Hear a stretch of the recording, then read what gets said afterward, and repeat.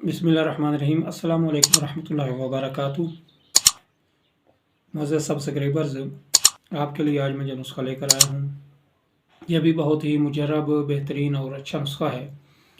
तो ये है पित्ता की पथरी के मुतल्लिक़।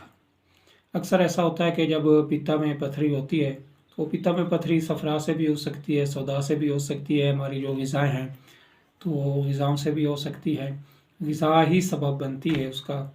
तो पित्ता में जब पथरी हो जाती है फिर ये होता है कि अक्सर जो है वो पित्ता को हमें ऑपरेट करवाना पड़ता है, पित्ता को निकाल देते हैं और उस बंदे की सारी ज़िंदगी बाद में बदहज़मी की सूरत में होती है। तो इसलिए आप जो है इसको दवाई को आप इस्तेमाल कीजिए, दवाई को आप आज़माइए, इंशाल्लाह आप देखेंगे कि इसका आपको 100% रिज़ल्ट मिलेगा। तो दवाई आप नोट कीजिए नुस्खा। पंसार से ये सब दवाइयाँ आसानी से मिल जाएंगी। तो पंसार से ले आकर आपने घर में इनको ग्राइंड कर लेना है। ग्राइंड करके आपने इसको इस्तेमाल करना है जैसे मैं तरीका बताऊंगा। तो आइए आप नुस्खा नोट कीजिए। सना मक्की 30 ग्राम, रेवान खताई 20 ग्राम, सुरंजा शीरी 20 ग्राम, सूंठ 40 ग्राम, लौंग 30 ग्राम, सौंफ 30 ग्राम, सरफूका 40 ग्राम, मीठा सोडा 20 ग्राम, सांगदाना मुर्ग ये आपने 80 ग्राम लेना। सबको आपने बारीक करके इसका सफ़ूफ बनाना है।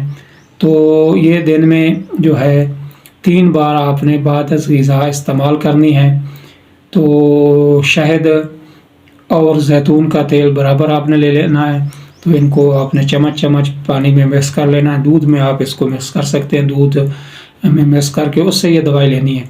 तो ये तकरीबन आपने छोटा जो चम्मच है ये आधा चम्मच आपने दवाई इस्तेमाल करनी है। तो इंशाल्लाह आप देखेंगे कि ये पित्ता की पथरी को उसके बग़ैर ही यानी ऑपरेशन के बग़ैर ही पित्ता की पथरी ये दवाई ख़ारिज कर देगी और इंशाल्लाह इससे आप जो है ऑपरेशन से बच जाएंगे। तो ये दवाई भी आप बनाइए। तो हमें कमेंट बॉक्स में इसका रिज़ल्ट ज़रूर दीजिए ताकि दूसरे